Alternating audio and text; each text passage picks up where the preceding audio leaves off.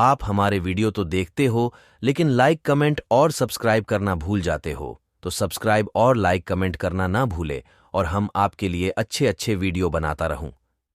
धन्यवाद। यह महाभारत काल की बात है, जब भारत के एक जंगल में एकलव्य नाम का एक बालक अपने माता पिता के साथ रहता था। वह अनुशासित बालक था और उसके माता पिता ने उसकी परवरिश अच्छे संस्कारों के साथ की थी। एकलव्य की धनुर्विद्या में बहुत रुचि थी, लेकिन जंगल में इसके लिए साधन उपलब्ध नहीं थे। इसलिए वह गुरु द्रोणाचार्य से धनुर्विद्या सीखना चाहता था। गुरु द्रोणाचार्य उन दिनों राजकुमारों अर्थात पांडव और कौरवों को धनुर्विद्या सिखा रहे थे और उन्होंने भीष्म पितामह को वचन दिया था कि वह राजकुमारों के अलावा किसी को भी धनुर्विद्या का ज्ञान नहीं देंगे।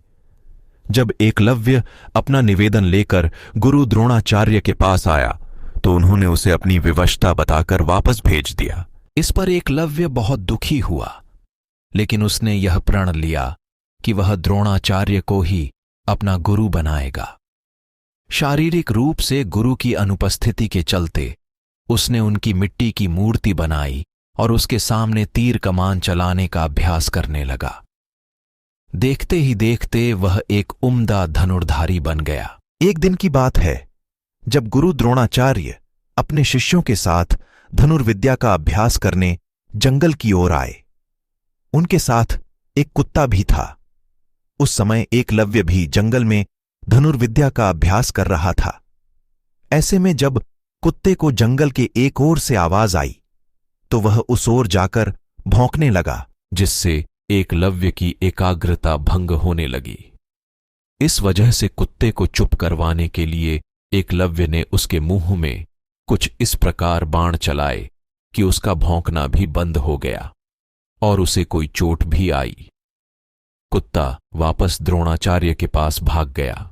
जब उन्होंने कुत्ते को देखा को उन्हें अपनी आंखों पर विश्वास नहीं हुआ और उन्होंने सोचा कि इतना अच्छा धनुर्धारी कौन है जिसे धनुष बाण की ऐसी विद्या आती है।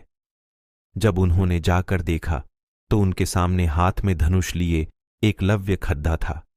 अपने गुरु को देखकर एकलव्य ने उन्हें प्रणाम किया। द्रोणाचार्य ने उससे पूछा कि उसने यह विद्या किससे सीखी, तो एकलव्य ने बताया कि वह किस प्रकार उनकी मूर्ति के सामने प्रतिदिन अभ्यास करता है। यह सुनकर द्रोणाचार्य आश्चर्यचकित हुए। दरअसल गुरु द्रोणाचार्य ने अर्जुन को वचन दिया था कि उससे बेहतर धनुर्धारी कोई नहीं होगा, लेकिन एकलव्य की विद्या उनके इस वचन में बाधा बन रही थी। ऐसे में उन्हें एक युक्ति सूझी। उन्होंने एकलव्य से कहा, वत्स, तुमने मुझसे शिक्षा तो ले ली, लेकिन मुझे गुरु दक्षिणा तो अभी तक नहीं दी है। आदेश करें गुरुवर, आपको दक्षिणा में क्या चाहिए? एकलव्य ने कहा। एकलव्य की बात का जवाब देते हुए द्रोणाचार्य ने कहा कि गुरु दक्षिणा में मुझे तुम्हारे दाहिने हाथ का अंगूठा चाहिए। यह सुनकर एकलव्य ने तुरंत अपनी कृपाण निकाली और अपना अंगूठा काटकर गुरु द्रोणाचार्य के चरणों में रख दिया। इस घटना की वजह से एकलव्य का नाम एक आदर्श शिष्य के रूप में आज भी याद किया जाता है। कहानी से सीख बच्चों, वीर एकलव्य की कहानी से हमें यह शिक्षा मिलती है कि अगर हम अपने लक्ष्य के प्रति पूरी तरह समर्पित हैं तो उसे हासिल करने के बीच में आने वाली कोई भी बाधा अहमियत नहीं रखती। आप हमारे वीडियो तो देखते हो, लेकिन लाइक, कमेंट और सब्सक्राइब करना भूल जाते हो। तो सब्सक्राइब और लाइक, कमेंट करना ना भूले और हम आपके लिए अच्छे अच्छे वीडियो बनाता रहूं। धन्यवाद। सालों पहले एक नगर का राजा अपने राज्य में रात को अपना रूप बदलकर घूमता था। वो रूप बदलने के बाद लोगों से मिलकर अपने यानी राजा के बारे में जानने की कोशिश करता और उनकी समस्याओं को समझता था। एक रात जब वह नगर घूम कर आया तो अचानक जोर से बारिश होने लगी। उसने देर के बिना एक गरीब के घर का दरवाजा खटखटाया। राजा के दरवाजा खटखटाने के बाद घर से एक व्यक्ति निकला। वह एक गरीब किसान था जो अपनी पत्नी और बच्चों के साथ रहता था। बारिश तेज थी तो किसान ने राजा को अंदर आने के लिए कहा। राजा ने घर में जाने के बाद पूछा, क्या आप मुझे कुछ खिला सकते हैं? मुझे बहुत तेज भूख लगी है। वो गरीब किसान और उसका परिवार 3 दिनों से भूखा था और उसके घर में एक भी दाना अन्न का नहीं था। किसान के मन में हुआ कि भले ही हम भूखे हैं, लेकिन अपने अतिथि को यूं भूखा नहीं रख सकते।